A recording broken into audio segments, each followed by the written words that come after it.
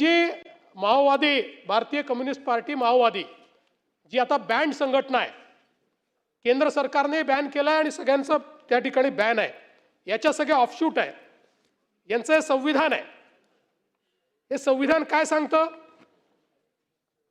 हे संविधान सांगतं मार्क्सवादी लेनिनवाद माओवाद इनकी गतिविधियों को सभी क्षेत्र में इसके विचारों का मार्गदर्शन करने वाला विचारात्मक आधार क्रांति के एक अंग के रूप में भारतवर्ष में नवजनवादी क्रांति को आगे बढ़ाना तथा उसे पूरा करना है. पार्टी का अंतिम लक्ष्य अधिकतम साम्यवादी व्यवस्था की स्थापना है. यह नवजनवादी क्रांति सशस्त्र कृषि क्रांतिकारी युद्ध अर्थात दीर्घकालीन लोक युद्ध जिसका केंद्रीय कार्यभार इलाकावार सत्ता दखल करना और उसके जरिए आगे बढ़ना यह होगी. दीर्घकालीन लोक युद्ध गांवों से शहरों को घेरते हुए और अंत में उस पर कब्जा करते हुए आगे बढ़ाया जाएगा. इसलिए देहाती इलाके और साथ ही साथ दीर्घकालीन लोक युद्ध एकदम शुरुआत से ही पार्टी कार्य के गुरुत्व केंद्र बने रहेंगे. इस क्रांति की पूरी प्रक्रिया के दौरान पार्टी, सेना और संयुक्त मोर्चा 3 जादुई हथियारों की भूमिका निभाएंगे. जनसंगठन और जनसंघर्ष आवश्यक और अपरिहार्य है, किंतु उनका उद्देश्य युद्ध की सेवा करना है. गुरिल्ला जोनों को और गुरिल्ला आधारों को विकसित करना तथा रूपांतरित करते हुए आधार क्षेत्रों की स्थापना करना और पूर्ण रूप से विकसित एक जनमुक्ति सेना बनाना पार्टी का फौरी और सबसे अनिवार्य कार्यभार है. मी सगळं आपल्याला वाचून दाखवणार नाही, पण त्यातल्या काही महत्त्वाच्या गोष्टी वाचून दाखवणार आहेत. मग आता याचा उद्देश काय? त्यांनी मग त्याच्यात उद्देश दिलाय. लक्ष्य और उद्देश्य. पार्टी का फौरी लक्ष्य केवल दीर्घकालीन लोक युद्ध द्वारा साम्राज्यवाद और नौकरशाही पूंजीवाद को उखाड़ फेंक कर नवजनवादी क्रांति को संपन्न करना तथा सर्वहारा वर्ग के नेतृत्व में जनता के जनवादी अधिनायकत्व की स्थापना करना है. म्हणजे भारतीय संविधानाला उडतवून टाकायचं आहे. यह आगे साम्यवाद की स्थापना के लिए संघर्ष करेगी. पार्टी का अंतिम लक्ष्य सर्वहारा वर्ग के नेतृत्व में क्रांति को निरंतर जारी रखते हुए साम्यवाद की स्थापना करना और इस दुनिया से शोषण की व्यवस्था को समाप्त करना. आता याच्या पलीकडे सगळ्यात महत्त्वाचा पॅराग्राफ तुम्हाला वाचून दाखवतो. त्यांचं काय म्हणणं आहे, काय करायचं आहे त्यांना. उसे पार्टी के अधिकार कर्तव्य दिले आहेत. त्यात 16 नंबरचा त्यांचा क्लॉज है कि उसे पार्टी की विचारधारात्मक और राजनीतिक आधारों की रक्षा करनी होगी तथा इसका विकास करने का प्रयास करना होगा और विभिन्न तरह के गैर सर्वहारा प्रवृत्तियों, संशोधनवादी नीतियों, संशोधनवादी प्रवृत्तियों, कार्यशैली, वाम और दक्षिण अवसरवाद. आता इतनं महत्त्वाचं आहे. काय त्यांना काढायचं आहे? कशाच्या विरुद्ध आहे? अर्थवाद, संसदवाद, कानूनवाद म्हणजे भारताची संसद आणि भारताचा कानून म्हणजे भारताचं संविधान, सुधारवाद, उदारमतवाद, संकीर्णतावाद, अनुभववाद, मनोगतवाद ऐसे अराजक विचारों एवं प्रवृत्तियों के खिलाफ अनवरत रूप से विचारधारात्मक और राजनीतिक संघर्ष संचालित करना. कोणाच्या विरुद्ध आहे? देशाच्या संविधानाच्या विरुद्ध, देशाच्या संसदेच्या विरुद्ध, सुधारमतवादाच्या विरुद्ध, उदारमतवादाच्या विरुद्ध, अनुभववादाच्या विरुद्ध आणि मनोगतवादाच्या विरुद्ध निरंतर युद्ध पुकारायचं, अशा प्रकारची यांची नीती आहे. आणि हे कुठे कुठे करायचं? केवळ जंगलामध्ये करायचं असं नाही. मी त्यातला मधला पोर्शन वाचतोय. नगर शहर कमेटी उसी स्तर में चुनी जाएगी. पार्टी सेल इसके किसी एक गांव में अथवा 2 या 3 गांवों को मिलाकर अथवा एक फैक्ट्री अथवा एक शैक्षणिक संस्थान में अथवा मोहल्ले में अथवा 2-3 मोहल्लों को मिलाकर 3 से 5 सदस्य ये चुने जाएंगे और जन संगठनों की इकाइयों में सेल गठित किए जाएंगे. हे जे आपण ज्याला शहरी माओवाद म्हटलं, शहरी नक्षलवाद म्हटलं, तो हा आहे. हे त्यांचं डिझाईन आहे. आणि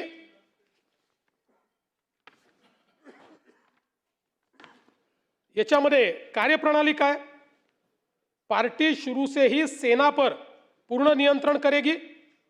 चूंकि पार्टी क्रांति की संपूर्ण राजनीतिक रणनीति और कार्यनीति का निर्धारण करती है, इसलिए यह अपने सामने दीर्घकालीन लोक युद्ध के विकास के स्तर को ध्यान में रखते हुए सेना के भीतर पार्टी संगठनों और कार्यप्रणाली और उनके रूपों को भी निर्धारित करेगी. आणि जन संगठनों की कार्यकारिणी कमेटियों में पार्टी फ्रैक्शन गठित किए जाएंगे. वास्तविक जनसंघटन म्हणजे हे जे ज्या संघटना आपण बॅन करा म्हणतोय त्या संघटना म्हणजे जनसंघटन म्हटलेलं आहे. वास्तविक ठोस परिस्थितियों के अनुसार उपयुक्त तरीके अपनाते हुए पार्टी फैक्शन जन संगठनों की कार्यकारिणी कमेटियों का मार्गदर्शन करेंगे. फैक्शन गुप्त रूप से काम करेगा. फैक्शन का मार्गदर्शन करने वाली पार्टी कमेटी सदस्य की राय अंतिम मानी जाएगी. यदि फ्रैक्शन कमेटी के सदस्य कोई भिन्न मत रखते हो तो अपने विचार को लिखित रूप से संबंधित पार्टी के उच्चतर कमेटी में वो ले जाएंगे. म्हणजे हे एक डिझाईन आहे की ज्या डिझाईनमध्ये या ठिकाणी भारतीय संवैधानिक व्यवस्था उलटून लेनिन आणि मार्क्सने जी व्यवस्था चीनमध्ये उभी केलेली आहे ती व्यवस्था या देशामध्ये उभं करायचा अशा प्रकारचा हा यांचा विचार आहे. आणि म्हणूनच आपण जर बघितलं तर या संदर्भात यापूर्वी अशा प्रकारचा कायदा तेलंगणा राज्याने केला, आंध्र प्रदेश राज्याने केला, ओरिसाने केला, झारखंडने केला. आणि या सगळ्या राज्यांनी हा जो कायदा केला यानुसार केंद्र सरकारने सगळ्या राज्यांना हे ॲडवाइस केलं की राज्यांनी असा कायदा केला पाहिजे. आणि याच्या पाठीमागचं कारण काय झालं तर यापूर्वी अशा प्रकारचं बॅन करताना काही केसेसमध्ये आपण UAPA लावला आणि सर्वोच्च न्यायालयाने एक निकाल दिला की जोपर्यंत ॲक्टिव्ह टेरर ॲक्टिव्हिटी होत नाही तोपर्यंत UAPA लावता येणार नाही. आणि म्हणून त्या ठिकाणी आपल्या असं लक्षात आलं की आता UAPAच्या माध्यमातून अशा प्रकारच्या गोष्टींवर कारवाई करता येणार नाही. आणि म्हणून मग जी सगळी राज्य होती त्या सगळ्या राज्यांना केंद्र सरकारने हे जे काही 4 राज्यांनी कायदे केलेले आहेत या कायद्यांसारखा कायदा करण्याकरता या ठिकाणी सांगितलं. आता मला हे देखील लक्षात आणून द्यायचंय की हा अर्बन माओवाद आज आलेला आहे का? आपण बघा की UPAचं सरकार असताना हा 18 फेब्रुवारी 2014ला विचारलेला प्रश्न आहे होम अफेअर्स मिनिस्ट्रीला. आणि त्याच्यामध्ये प्रश्न काय विचारलाय? Whether under increasing pressure from security forces the Naxalites have enclosed in deep forest have started spreading their wings throughout the country by forming front organization. If so, the government has identified such organizations working from Naxalites. If so, name such organizations operating out of Delhi and various other parts of the country. the details of the action taken to keep watch on the operations of the organization and the action taken against them. त्यावेळी home मिनिस्टरनी दिलेला या ठिकाणी reply आहे. ज्या रिप्लायमध्ये त्यांनी काय म्हटलंय? On the occasions during operation by security forces, the CPI Maoist underground cadres shift to softer areas, including urban areas, looking for safe hideouts. On such occasions, the overground front organizations provide safe hideouts to armed cadres. The front organizations also facilitate procurement of supplies to the Maoist war machinery. They also initiate legal action on various issues to slow down the enforcement regime. They also adapt at the dissemination of propaganda and disinformation to demonize the state and security forces. Of late, it has also come to notice that members of such fronts and organizations are mentoring professional revolutionaries to be inducted in the underground movement. दुसरं उत्तर त्यांनी काय दिलंय? Yes, madam, the list of active front organizations of the CPI Maoists operating in the countries annexed. The activities of CPI Maoist and its front organizations are closely monitored and suitable action wherever warranted is taken by the state government concerned. आणि मग त्यांनी ही यादी दिली आहे, प्रत्येक राज्याची यादी दिली आहे. आंध्र प्रदेश, बिहार, छत्तीसगड, दिल्ली, गुजरात, झारखंड, कर्नाटका, केरळ, महाराष्ट्र आणि ओडिसा, पंजाब, तमिळनाडू, उत्तराखंड, उत्तर प्रदेश, वेस्ट बेंगॉल अशी यादी दिलेली आहे. आपण जर बघितलं तर आता महाराष्ट्राची जी यादी यूपीए सरकारने दिली आहे, नावं जर आपण बघितले तर असं वाटतं की या किती चांगल्या ऑर्गनायझेशन्स आहेत. दंडकारण्य आदिवासी किसान मजदूर संघटना, क्रांतिकारी आदिवासी महिला संघटन, रिव्होल्युशनरी डेमोक्रेटिक फ्रंट, विरोधी सांस्कृतिक चळवळ, Indian association of people's lawyer, committee against violence on women, Kabir Kala Manch. मी दिलेलं नाही आहे, यूपीएच्या सरकारने हे लोकसभेमध्ये या फ्रंटल ऑर्गनायझेशनची ही दिलेली माहिती आहे. आणि एवढंच नाही तर या संदर्भात यूपीएच्या सरकारमध्ये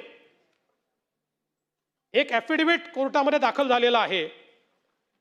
ज्या ॲफिडेव्हिटमध्ये अतिशय स्पष्टपणे या ठिकाणी त्यांनी सांगितलेलं आहे की द सेकंडरी स्ट्रॅटेजी, म्हणजे खूप सगळं त्याच्यावर अर्बन माओइझमवरच आहे, त्यांनी शब्द यूज केला आहे अर्बन माओइस्ट. पण याच्यामध्ये मी सगळं वाचून दाखवत नाही. The secondary strategy of CPI Maoist is to mobilise certain targeted sections of the population, especially the urban population, through its mass organisations which are otherwise known as frontal organizations. The mass organizations mostly operating under the garb of human right NGOs and organically linked to CPI Maoist party structure but maintain separate identities in an attempt to avoid legal ability. These mass organizations are generally manned by ideologues who includes academicians and activists fully committed to the party line. Such organizations ostensibly pursue human right related issues and are also adept as using the legal process of Indian state to undermine and emasculate enforcement action by the security forces and also attempt to malign the state institutions through propaganda and disinformation to further cause their revolution. त्यानंतर त्यांनी तिसरी एक सांगितलेली आहे की अशा कशा प्रकारे या सगळ्या ऑर्गनायझेशनचा एकत्रितपणे आपल्या संविधानावर अटॅक होतो हे सगळं त्यांनी त्या ठिकाणी सांगितलेलं आहे. हे ॲफिडेव्हिट या ठिकाणी यूपीएच्या सरकारने माननीय सर्वोच्च न्यायालयाला त्यावेळी दाखल केलेला आहे। आता आपण जर या ठिकाणी बघितलं तर आज कायदा नसल्यामुळे काय अवस्था आहे तुम्हाला सांगतो। ज्यांच्याकडे कायदा आहे, आंध्र प्रदेश 19 संघटना आहेत, त्यातल्या 7 त्यांनी बॅन केलेल्या आहेत। त्यानंतर झारखंड 14 संघटना आहेत, 14ही बॅन झालेल्या आहेत।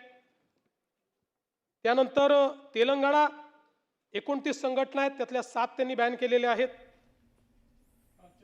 देशामध्ये सर्वात जास्त संघटना महाराष्ट्रात आहेत, 64।